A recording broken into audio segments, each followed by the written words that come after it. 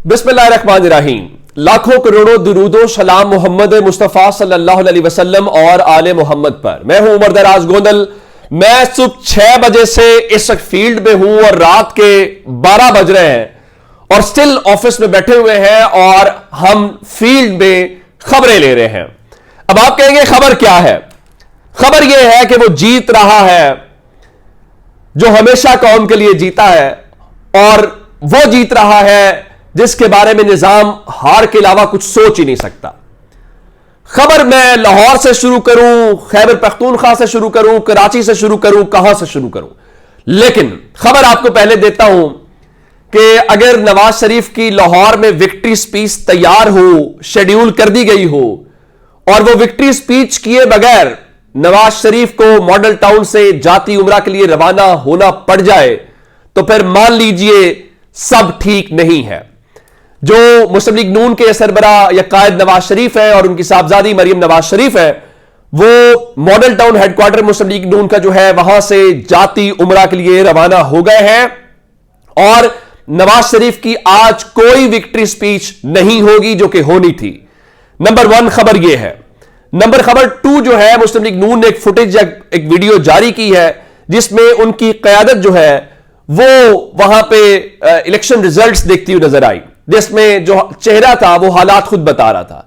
दूसरी खबर सुन लीजिए, इस्लामाबाद से है, और सिकंदर सुल्तान राजा ने महर बुखारी से बात करते हुए यह बताया है कि उनका सिस्टम, इलेक्शन मैनेजमेंट सिस्टम बैठ गया है। तीसरी खबर यह है कि सिकंदर सुल्तान राजा जो चीफ इलेक्शन कमिश्नर है, वो अपने ऑफिस से बगैर प्रोटोकॉल सदीक जान के बकौल मशकूक गाड़ी में किसी नामालूम मकाम के लिए रवाना हो गए हैं। वहां पे किससे मिलने गए हैं, क्या मसला है, क्योंकि सिस्टम कम से कम इस वक्त इलेक्शन कमीशन का बैठ चुका है। अब इस हवाले से क्या सूरत हाल है, तहरीके इंसाफ कितनी सीटों के ऊपर मजमूई तौर पे वाज़े बरतरी हासिल कर चुकी है, रिजल्ट्स क्यों रोक लिए गए हैं, बड़े बड़े बुर्ज कौन से उल्टे हैं, ऐसी खबरें हैं जो मैं आपको आज सारे दिन से दे रहे हैं, और थके भी नहीं है, थकेंगे भी नहीं, क्योंकि हमारा काम है, आप हमारा इंतजार करते हैं। आपका बहुत शुक्रिया कि आप तक हकायक पहुंचाते रहे। मैं कामरान खान के बकौल एक आपको पढ़ के सुना देता हूं। लिखते हैं, oh my God, what a state these results have triggered so for from रायबन to Islamabad. It seems mobile phone services are down again. The next few hours are going to be very eventful. सूरत हाल ये है, जो मुल्क के मुख्तलिफ हिस्सों से results आ रहे हैं, उन्होंने बहुत सारे लोगों की परेशानी में इजाफा कर दिया है, और वजारत दाखिला ने अब से थोड़ी देर पहले जो हमें दावा किया था कि हम मुल्क भर के अंदर इंटरनेट सर्विस और मोबाइल सर्विस को बहाल कर रहे हैं, कई घंटे गुजरने के बावजूद वो बहाल नहीं हो सकी। मैं आपको सिर्फ लाहौर शहर की खबर दे देता हूं। लाहौर शहर की सूरत हाल यह है कि इस वक्त लाहौर शहर के 14 कौमी असम्बली के, 30 सूबाई असम्बली के 44 हल्के बनते हैं, और उन 44 हल्कों का रिजल्ट्स मुकम्मल नहीं हो सका। लेकिन रिजल्ट्स मुकम्मल क्यों नहीं हो सका, मैं आपको उस हवाले से तफसीलात के साथ बता देता हूं। जिस तरह मैंने आपको बाकी डिटेल्स बताई, लगता यह है कि वो माजिद निजामी साहब के मुताबिक बिल्कुल 2008 वाली सूरत हाल है, जहां पे मुस्लिम लीग नून ने ज़हूर इलाही पर जश्न रोड पर जश्न और पुरतकल्लुफ डिनर के इंतजाम कर रखे थे, लेकिन फिर नतायज आए और सब लपेट दिया गया और वीरानियां छा गई। आज यूं लगता है कि मुस्लिम लीग नून के साथ भी वही कुछ दिखाई देता है, और सिर्फ मुस्लिम लीग नून नहीं है, इस्तेकाम पाकिस्तान पार्टी, उनके साथ भी यही होता हुआ दिखाई दे रहा है। इसके अलावा परवेज खटक की जमात के साथ भी होता हुआ यही दिखाई दे रहा है, और पाकिस्तान तहरीक इंसाफ ने मुल्क भर में वाज़े बरतरी का दावा कर दिया है। उमर अयूब और बैरिस्टर अली जफर ने इस बारे में बयान दिया है, और उनके मुताबिक इमरान खान की वाज़े बरतरी को देख के नताइज को स्लो किया जा रहा है। राइट नो सिचुएशन यह है कि खैबर पख्तूनख्वा के अंदर तहरीक इंसाफ के कोई करीब भी नहीं है। पंजाब की बात करें, इस वक्त रावलपिंडी में तहरीक इंसाफ के कोई करीब भी नहीं है। इस्लामाबाद में भी यही सूरत हाल है, फैसलाबाद डिवीजन में सूरत हाल है। मैं लाहौर की सीटें आपको बाद में बताऊंगा। अब कौन कौन आगे है, कौन कौन आगे नहीं है, यहां से हटके इस्तेकाम पाकिस्तान पार्टी के सरबराह जहांगीर तरीन अपनी आबाई सीट लोधरा में इस वक्त आगे नहीं जा पा रहे, पीछे हैं, हारते हुए दिखाई दे रहे हैं। उनको छोड़ देते हैं नूर आलम खान खैबर पख्तूनख्वा से, जो इमरान खान को छोड़ के गए, फिर जेयूआई में शामिल हुए, पीछे हैं, और इस तरह से अमीर मकाम खैबर पख्तूनख्वा से बुरी पोजीशन में। दानियाल अजीज जो आजाद हैसियत में थे, मुस्लिम लीग नून से लड़ाई हुई, गिरफ्तारी की खबरें, वो सारा दानियाल अजीज इस वक्त आगे हैं। और इसके अलावा ख्वाजा आसिफ जो है वो बड़ी मुश्किल के अंदर है और इस पोजीशन ये है कि रिहाना डार जो है वो आगे हैं, कराची से हरीम आदिल शेख आगे हैं, जमशेद दस्ती आगे हैं, डेरा इस्माइल खान में अली अमीन गंडापुर आगे हैं, हरीपुर में उमर अयूब आगे हैं, रावलपिंडी में हनीफ अब्बासी के मुकाबले में शहरियार रियाज आगे आ गए हैं। ये सूरत हाल इस वक्त हमें दिखाई दे रही है। और पाकिस्तान तहरीक इंसाफ क्या कह रही है, इमरान खान के ऑफिशियल ट्विटर हैंडल से लिखा गया है और पाकिस्तान तहरीक इंसाफ ने 125 नशिस्तों के ऊपर वाज़ेह बरतरी का दावा किया है। उन्होंने लिखा है कि despite every possible method employed to undermine the will of the people, our people have spoken via massive turnout for vote today, as we have repeatedly stated, no force can defeat an idea whose time has come।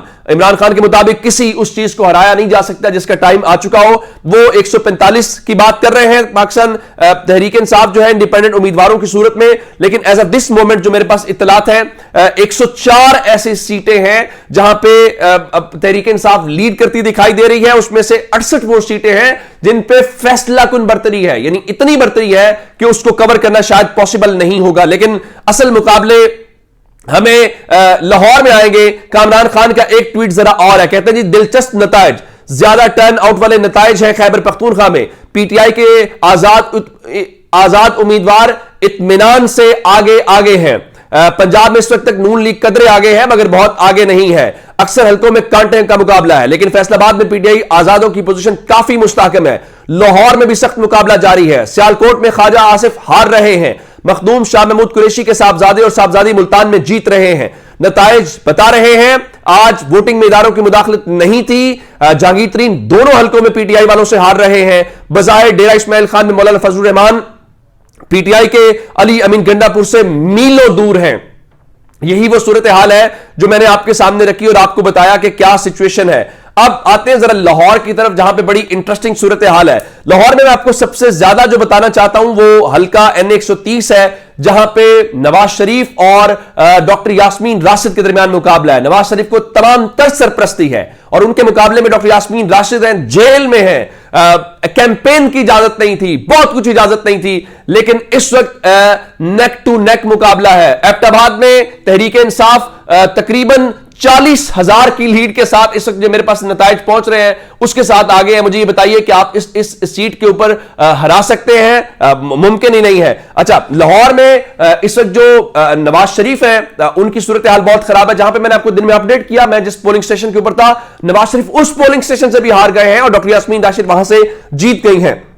उसके बाद एक और जो सबसे दिलचस्प हल्का है वो NA-128 का है, जहां पे आज मुस्लिम लीग नून वाले भी कह रहे थे कि भाई ओन चौधरी हमारा उम्मीदवार नहीं है। सलमान अकरम राजा बहुत वाज़ेह बरतरी के साथ आगे हैं और उसके अलावा जो असल मुकाबला इस वक्त चल रहा है वो NA-123 के अंदर है, जहां पे शहबाज शरीफ और अजीम पहाट है। उसके अलावा मैं 124 के बारे में यह समझ रहा था कि वहां पे शायद राना मुबशर बड़ी क्लियर पोजीशन के अंदर हो, लेकिन जमीर झेडू ने जिस तरह वहां मुकाबला किया है, जिस तरह उनको टफ टाइम दिया है, वो बहुत ही सूरत हाल और तरह की है। उधर अयाज सादिक 120 के अंदर बड़ी मुश्किल में दिखाई दे रहे हैं, उनके लिए चीजें आसान नहीं है। NA-125 के अंदर अफजल खोकर है, राना जावेद उमर जो है, दिलचस्प किस्म का मुकाबला है। इसी तरह से NA-126 के अंदर और सबसे दिलचस्प मुकाबला NA-127 के अंदर, जहां पे बिलावल जरदारी है, अता तारड़ है और जहीर अब्बास खोकर है।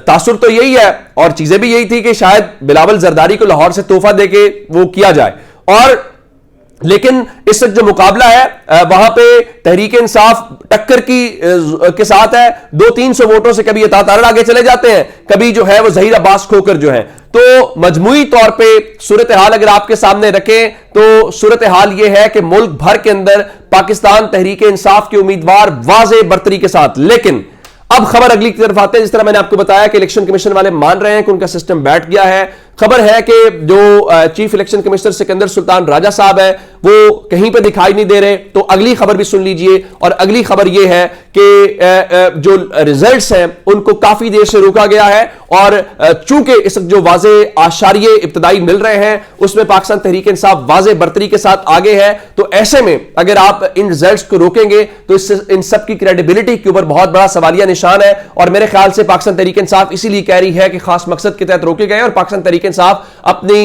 वाजे बरतरी का जो ऐलान है वो कर रहे हैं। 12 बज चुके हैं और 12 बजे तक भी इलेक्शन कमीशन दावों के मुताबिक नताइज नहीं दे सका। आप सूरत हाल का अंदाजा इससे लगा लीजिए। अपना बहुत सारा ख्याल रखिएगा। खुदा हाफिज।